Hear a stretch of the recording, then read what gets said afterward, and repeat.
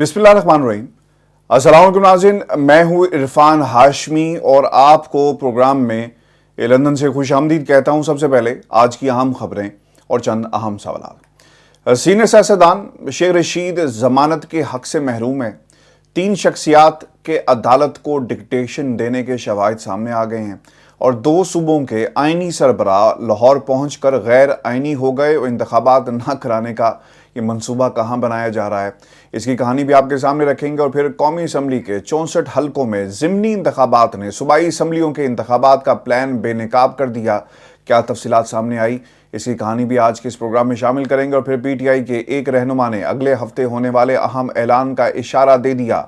इस ऐलान के नताइज क्या होंगे, सुप्रीम कोर्ट ने दौलत लूटने वाली अहम शख्सियात की तफसीलात क्यों मांग ली, हुकूमती शख्सियात का सियासी मुस्तकबिल दाव पर लग गया, क्या NRO वापस होने का खदशा बढ़ गया है और साबिक सदर परवेज मुशर्रफ की आखिरी रसूमात को मीडिया से क्यों पोशीदा रखा गया, क्या वजह सामने आई है। आज के इस प्रोग्राम में इस पर भी तफसील से हम बात करेंगे। लेकिन व्यूअर्स, सबसे पहले आपको बताएं कि पाकिस्तान में इंसाफ बराए फरोख्त है। जजों ने अपने कमरों के बाहर रेंटे अदालत के बोर्ड लगा दिए हैं। पाकिस्तान में यह पहली दफा हुआ कि तौहीने जरदारी और तौहीने बिलावल एक जुर्म करार दे दिया गया है।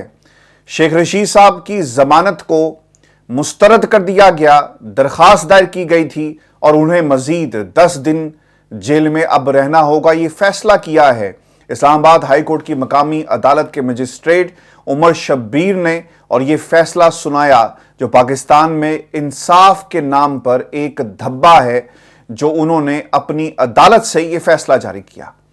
वज़ीर आपको बताएं कि एक तो दरखास्त जमानत मुस्तरद की गई है, दूसरी तरफ दरखास्त एक आई थी शेख रशीद साहब की तरफ से कि वो NA 60 और NA 62 के ज़िमनी इंतखाब में हिस्सा लेना चाहते हैं और उनके कागजात नामजदगी पर दस्तखत जो हैं वो उसकी उन्हें इजाज़त दी जाए। इस पर भी अदालत ने कहा कि जनाब आप इसके लिए एक अलग से दरखास्त जो है वो दायर करें। जज ने शेख रशीद के वकील से ये इस्तफसार किया कि आपके मुताबिक शेख रशीद इमरान खान के कत्ल की साजिश का हिस्सा नहीं है।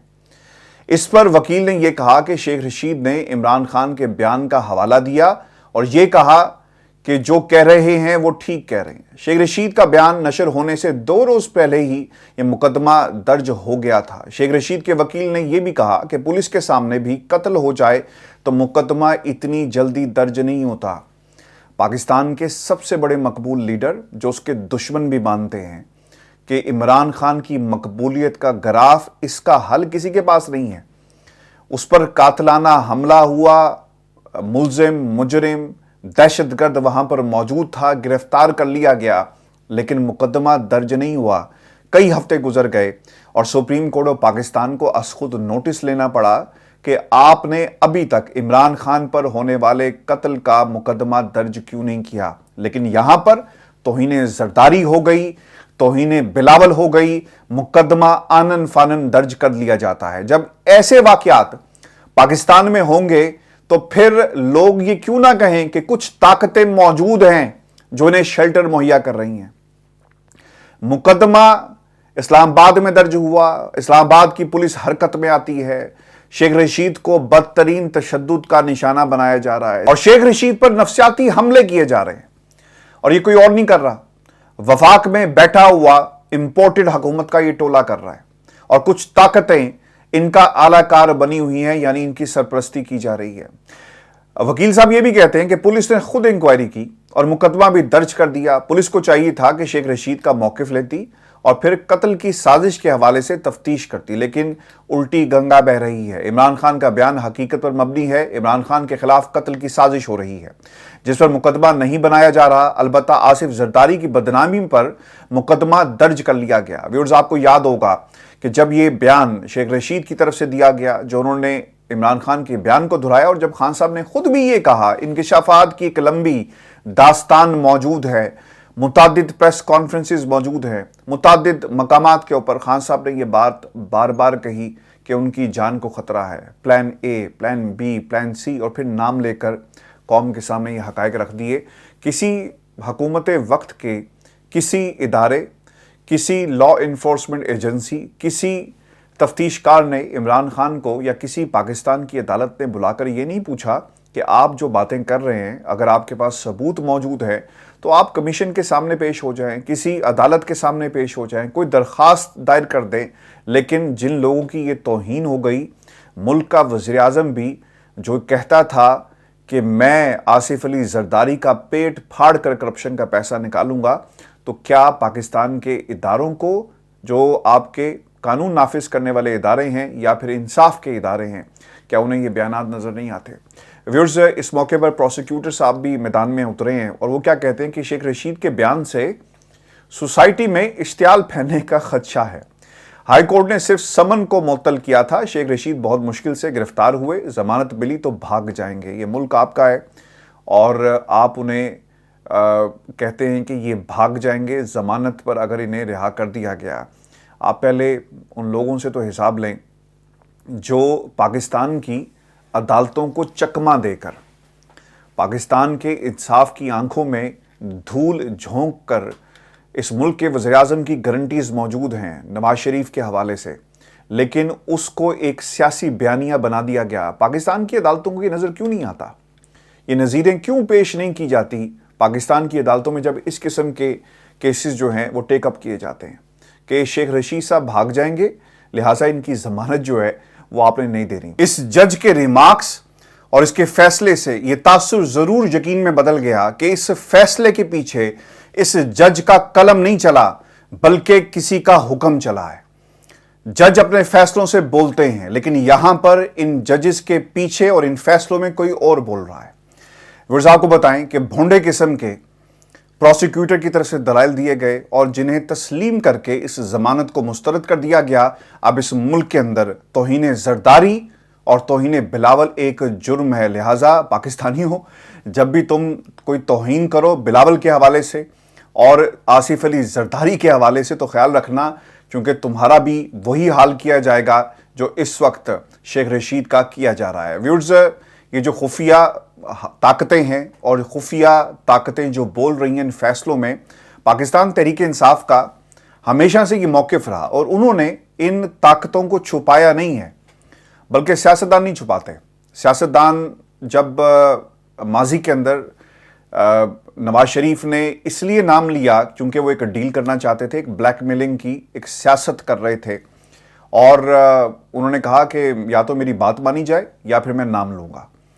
نواز شریف کی سیاست میں اور عمران خان کی سیاست میں یہی فرق ہے۔ عمران خان جب تک ایک پیج پر تھے وہ برملا قوم کو یہ بتاتے ہیں کہ اچھے فیصلے ہو رہے تھے اور جنرل باجوہ اچھے فیصلے کر رہے تھے جو پاکستان کے ساتھ جڑے ہوئے تھے، لیکن جب یہ پیج پھٹ گیا تو انہوں نے چوروں کو ایک شیلٹر مہیا کیا اور خان صاحب نے کبھی بھی یہ بات جو ہے وہ نہیں چھپائی۔ لیکن دوسری طرف رات کی تاریکی میں ملنے والے محمد زبیر جیسے کردار پارٹی کے اندر، نون لیگ کے اندر آج بھی موجود ہیں اور اب پاکستان تحریک انصاف نے یہ فیصلہ کیا ہے کہ ان تمام خفیہ ہاتھوں کو پکڑا جائے گا اور بے نقاب کیا جائے گا۔ پاکستان تحریک انصاف یہ سمجھتی ہے کہ نیوٹرل سٹیٹس کے بعد یقین دہانی کرائی گئی تھی کہ پورا نظام نیوٹرل ہو گیا، قانون کی حکمرانی ہوگی، انصاف سب کے ساتھ ہوگا، لیکن اب کون سی ایسی طاقت ہے جو عدالتوں سے اپنے مرضی کے فیصلے کروا رہی ہے؟ بے بنیاد کیس میں ایک ہفتے کے بعد بھی ایک سینئر سیاستدان کو ضمانت کے حق سے محروم رکھا گیا۔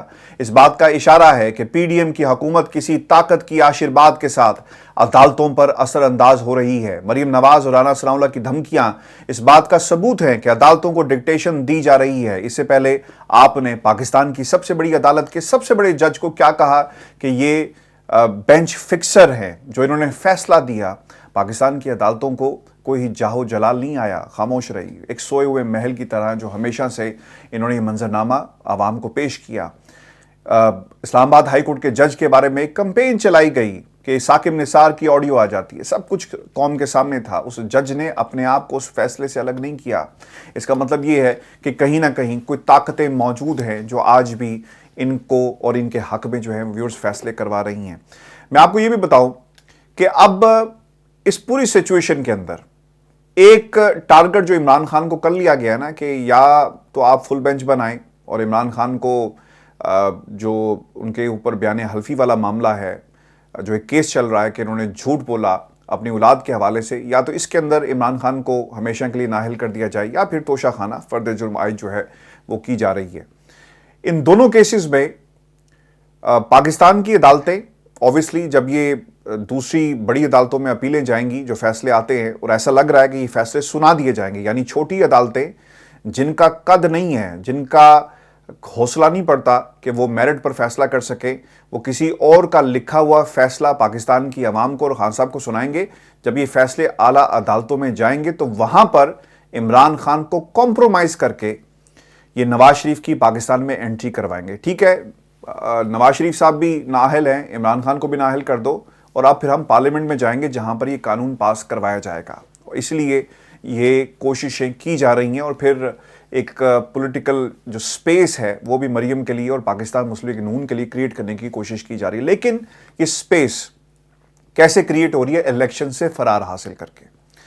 सूबों के आईनी सरबराह व्यूअर्स गैर आईनी हो गए हैं और उन्होंने यात्रा की है पंजाब की। पाकिस्तान की सबसे बड़ी जमात है जी तहरीक इंसाफ। वो चाहती है कि मुल्क के अंदर इलेक्शन का इनेकाद हो और 2 असम्बलियां उन्होंने इस हवाले से तहलील भी कर दी।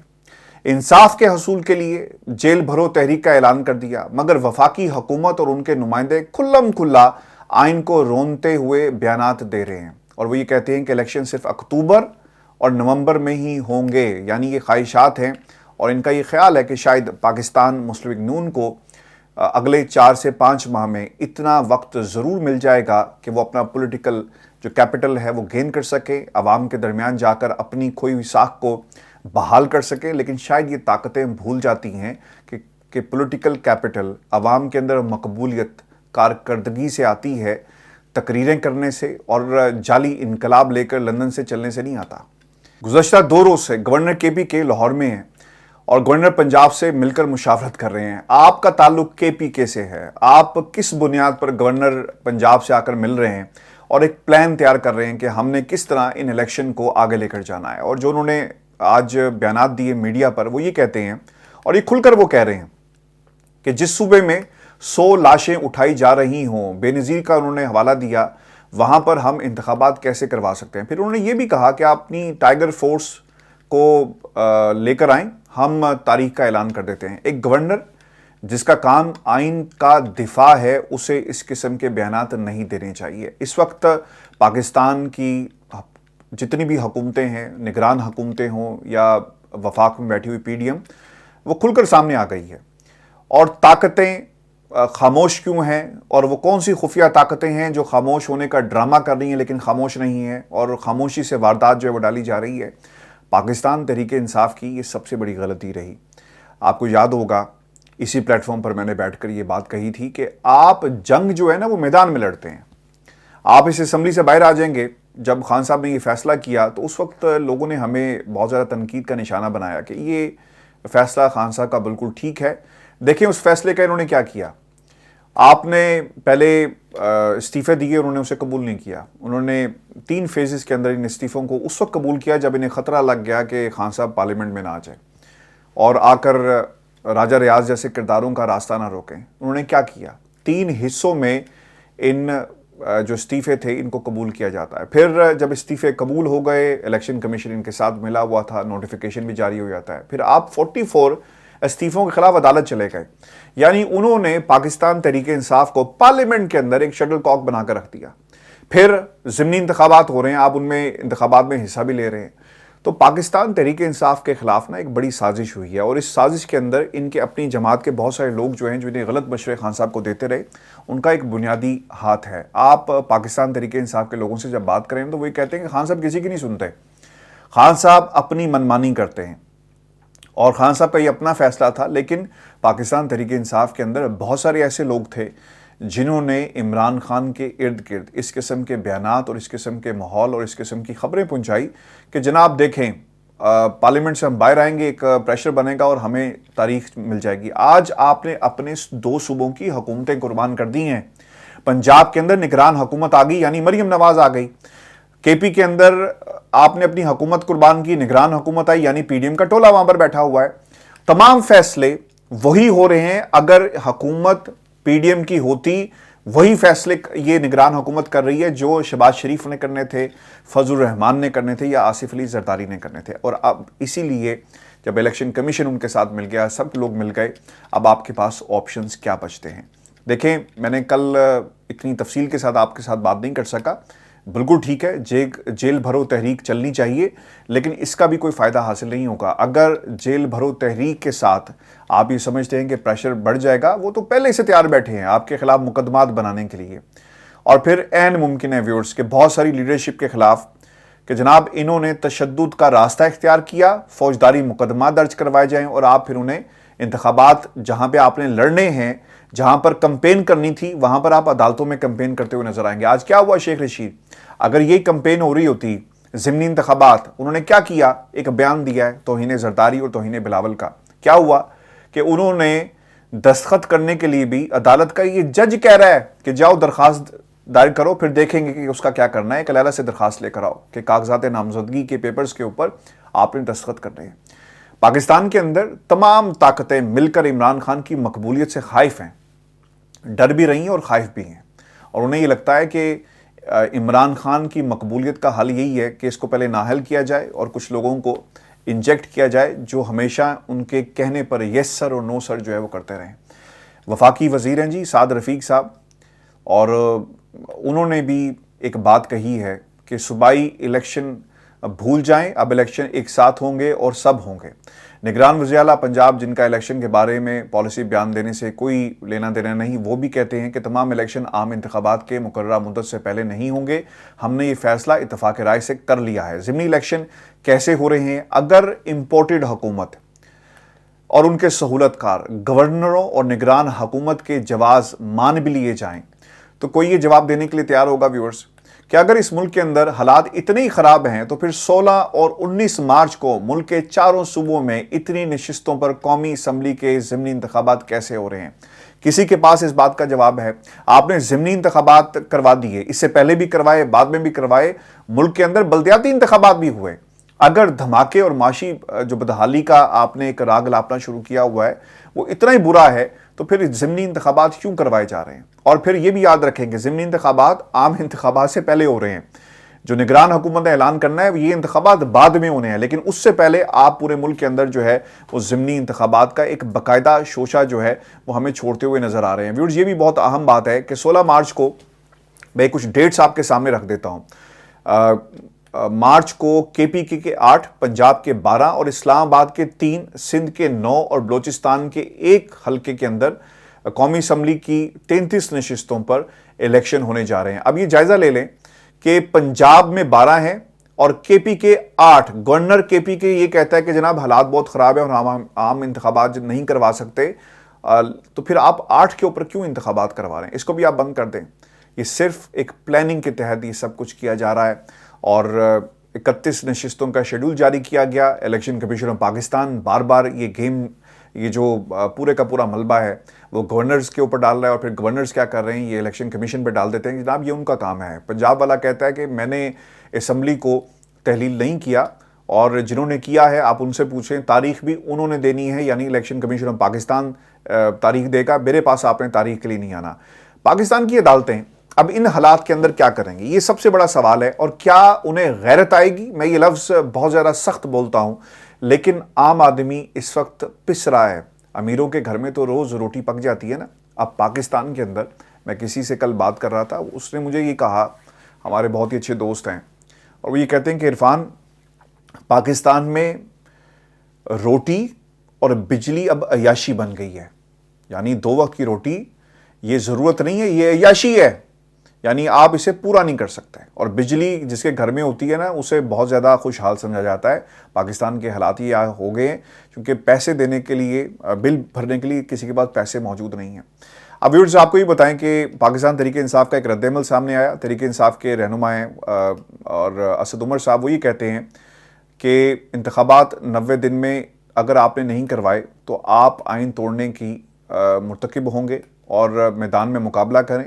مشکل وقت سے اس ملک کو نکالنا آپ کے بس کی بات نہیں ہے. الیکشن نہ ہونے کی وجہ سے معاشی صورتحال خراب ہو رہی ہے, اور پوری کوشش کر لی, عوام فیصلہ نہ کر سکیں گے تو ملک کو کس سمت لے کر جانا ہے. اسی ہفتے کے آخر تک فیصلہ پاکستان کی 2 عدالتوں کا آ جائے گا. پنجاب کے الیکشن کی طرف جا رہے ہیں. اگلے ہفتے تک پاکستان کی سمت کا تعین ہونے والا ہے. یہ اسد عمر صاحب کی طرف سے یہ جو ہے بات کہی گئی ہے. دیکھیں لیٹس سی پاکستان کی عدالتیں اس حوالے سے کیا کہتی ہیں. میں کچھ چیزیں آپ کے سامنے نیب ترامیم کے حوالے سے بھی رکھنا چاہتا ہوں جاتے جاتے, اور پھر ہم جو مشرف صاحب کی نماز جنازہ ہے اس کے حوالے سے بھی 2-3 باتیں میں چاہوں گا کہ وہ بھی آپ کے سامنے رکھوں. اب یہ معاملہ جو ہے نا سپریم کورٹ میں ایک سماعت ہوئی ہے اور خان صاحب کی درخواست ہے. جسٹس منصور علی شاہ صاحب نے یہ پوچھا ہے کہ نیب ترامیم سے کتنے کیسز کا ہی فیصلہ ہوا, کیونکہ پاکستان میں اکثر یہ بات ہوتی ہے نا کہ جناب نیب کے کیسز اور ختم ہو گئے اور ترامیم ہو گئی, یہ فائدہ پہنچ رہا ہے. اب عدالت نے یہ تفصیلات مانگ لی ہیں ناموں کے ساتھ کہ کس کیس کے اندر کیا فیصلہ آیا, میرٹ پر کتنے فیصلے کیے گئے, اور کیا یہ تاثر غلط ہے, اور اس میں کتنی سچائی ہے کہ نیب ترامیم سے کیسز ختم ہو گئے, اور کیا پاکستان کی پارلیمنٹ جن سیاستدانوں کے اوپر کیسز تھے کیا کوئی ایسا فیصلہ کر سکتی ہے, قانون بنا سکتی ہے. عدالتیں اور آئین اس حوالے سے کیا کہتا ہے. چیف جسٹس پاکستان نے یہ بھی استفسار کیا ہے کہ یہ بھی بتائیں کہ نیب ترامیم سے کن کن نیب کیسز کا فائدہ پہنچا. اسپیشل نیب پروسیکیوٹر نے اس کا جواب دیا کہ نیب ترامیم سے کوئی نیب کیس ختم نہیں ہوا, یعنی عدالت کے اندر ایک کھڑے ہو کے جھوٹ بولتے ہیں. باقاعدہ شکے موجود ہیں کہ 50 کروڑ کا کیس کہاں پر سٹینڈ کرے گا, کتنی درخواستیں آنی چاہیے باہر سے, آپ کیا کسی قسم کا کوئی کاغذ کوئی خط منگوا سکتے ہیں جسے بطور ایویڈنس عدالت میں پیش کیا جا سکتا ہے. یہ تمام نیب میں ترامیم ہوئی, لیکن یہ پروسیکیوٹرز جو دلالی کرتے ہیں حکومت وقت کی, سرکار کی, عدالتوں میں کھڑے ہو کر شام کے اخبار کی طرح جھوٹ بول رہے ہیں. ویورز, جسٹس اعجاز الحسن صاحب نے یہ ریمارکس دیے کہ 500 ملین سے کم کرپشن کے کیسز خود بخود نیب ترامیم سے غیر مؤثر ہو گئے. نیب نے 500 ملین روپے سے کم کرپشن کے مقدمے ٹرانسفر کر دیے. وکیل وفاقی حکومت نے دلائل دیے کہ عدالت کے علم میں یہ بھی ہونا چاہیے کہ نیب نے پلی بارگین سے اکٹھے ہونے والے پیسے کا کیا کیا. پبلک اکاؤنٹس کمیٹی نے پلی بارگین کی رقم کا حساب چیئرمین نیب سے مانگا. چیئرمین نیب نے پبلک اکاؤنٹس کمیٹی کو پلی بارگین کی رقم سے متعلق کوئی جواب نہیں دیا. عدالتی درخواست گزار سے یہ بھی پوچھے کہ ان کے دور میں کتنے نیب کیسز ختم ہوئے. عدالت نے نیب کو پلی بارگین کی رقم سے منتقل تفصیل بھی رپورٹ میں شامل کرنے کا حکم جاری کیا. یعنی آپ سے سوال کچھ کیا جائے گا, جواب آپ اس کا کچھ دیں گے. یہ سب سے بڑا نقصان اسے کہیں ہمارے نظام کے اندر عوام کا ہوتا ہے, یا پھر سب سے بڑا جو ایک لکونہ موجود ہے پاکستان کے عدالتی نظام کے اندر. برطانیہ کی عدالت کے اندر اگر آپ نے کوئی نقطہ اٹھایا نا, اور اگر آپ وہ ثابت نہ کر سکیں, اور ایون کہ وکیل بھی اگر جھوٹ بولے تو اسے پرجری کہتے ہیں, اس کے خلاف کارروائی ہو سکتی ہے عدالت کے اندر, اور پھر اس کا لائسنس بھی ریووک کیا جا سکتا ہے. لیکن ہمارے ہاں پروسیکیوٹر ہو, اٹارنی ہو, عام وکیل ہو, جج ہو, سب مل کر جو ہے وہ جھوٹ بولتے ہیں. اور اگر آپ لا آفیسر آف لا ہیں تو آپ کے اوپر یہ لازم ہے کہ آپ نے جھوٹ نہیں بولنا. لیکن پاکستان ہے جناب, یہاں پر اگر توہین زرداری اور توہین بلاول کے اوپر آپ کے خلاف مقدمات درج ہو سکتے ہیں, ضمانتیں نہیں ملیں گی, تو پھر اس سے زیادہ فسطائیت اور کیا ہوگی. یہ مارشل لا کے دور کی یاد جو ہے نا ان ایسے اقدامات نے کر دی ہے. ایسے فیصلے تو مارشل لا دور میں بھی نہیں ہوئے کہ آپ کسی کے بارے میں کچھ کہہ نہیں سکتے. اگر کسی نے کسی کے بارے میں کچھ کہا, آپ اس کا ایک پروسیجر ہے, اس کے اوپر حق عزت کا دعویٰ کریں, اسے کہیں ثابت کرو, چونکہ نظام کمزور ہے اس لیے یہ باتیں جو ہیں نا کسی انجام تک نہیں پہنچ پاتی. ورز آپ کو یہ بتائیں کہ سابق صدر پرویز مشرف کی رسومات کو میڈیا سے پوشیدہ رکھا گیا, اور ان کا جنازہ جو ہے ملیر کینٹ کراچی میں ادا کیا گیا, اور پھر جنرل ریٹائرڈ پرویز مشرف کی نماز جنازہ پولو گراؤنڈ ملیر کینٹ میں ادا کی گئی, اور انہیں پورے فوجی اعزاز کے اور پروٹوکول کے ساتھ جو ہے سپرد خاک کیا گیا. اور نماز جنازہ میں joint chief of staff committee general Sahir Shamshad بھی اس میں شریک ہوئے. اس کے علاوہ سابق army chief general retired Qamar Javed Bajwa, general retired Ashfaq Pervez Kayani شریک ہوئے. اس کے علاوہ نماز جنازہ میں ایم کے رہنما خالد مقبول صدیقی, مصطفیٰ کمال, فاروق ستار اور فاروق نسیم بھی شریک ہوئے. پھر اس کے علاوہ پرویز مشرف کی فوجی قبرستان میں تدفین کی گئی, اور انہیں مکمل فوجی اعزاز کے ساتھ جو ہے وہ دفنا دیا گیا. مشرف صاحب کی شخصیت ایک متنازع تھی. سینٹ کے اندر ان کی دعا کے حوالے سے بھی ایک کنٹروورسی رہی, اور ان کے بارے میں یہ کہا جاتا ہے کہ جناب انہوں نے آئین معطل کیا اور ایسے اقدامات کیے. اور پھر یہ بھی امپورٹنٹ بات ہے کہ کہ آخری رسومات جو کہ مکمل فوجی اعزاز کے ساتھ ادا کی گئی اور جن میں اہم ترین فوجی جرنیلوں ریٹائرڈ جرنیلوں نے شرکت کی، اگر ان کی تدفین کو دکھایا جاتا تو ان پر تبصروں کا امکان تھا، اور آپ نے دیکھا ہوگا کہ لوگ ایک کمپیریزن کرتے ہیں کسی ڈکٹیٹر کا کسی محب وطن کے ساتھ، اور پھر یہ بھی کہا جاتا ہے کہ اس نے آئین کو توڑا، اسے دیکھو کتنی شان کے ساتھ جو ہے دفنایا جا رہا ہے، اور وہ لوگ جس میں ارشد شریف شہید جن کے ساتھ بہت بڑا ظلم ہوا، بہت بڑا ظلم ہوا، سچ کے ساتھ بہت بڑا ظلم ہوا، لیکن سچ کو مار کر بھی وہ مار نہیں سکے، اور سچ آج بھی زندہ ہے کہ لوگوں کو مشرف صاحب کی تدفین کو چھپانا پڑ رہا ہے۔ اور اگر آپ کمپیئر کریں، بعض لوگ کہتے ہیں جی کمپیریزن نہیں بنتا، لیکن میں یہ سمجھتا ہوں کہ اس ملک کے اندر سچ بولنے پر پابندی تو بہت چھوٹا لفظ ہے، اب یہ جرم قرار دے دیا گیا ہے۔ کوشش کریں کہ آپ سچ بولیں، اور ہر حیثیت میں اگر آپ کسی پلیٹ فارم پہ بیٹھے ہوئے ہیں لوگوں کو ایکسپوز کریں، اور سچ بات کہنے سے نہ ڈریں، کیونکہ جس مذہب کو ہم مانتے ہیں، جس کلمے کو ہم پڑھتے ہیں، اس کا بھی یہی تقاضا ہے۔ اپنے کمنٹ ضرور بھیجیے گا، چینل کو سبسکرائب کرنا مت بھولیں۔ اجازت دیجیے، اللہ نے کے پاس۔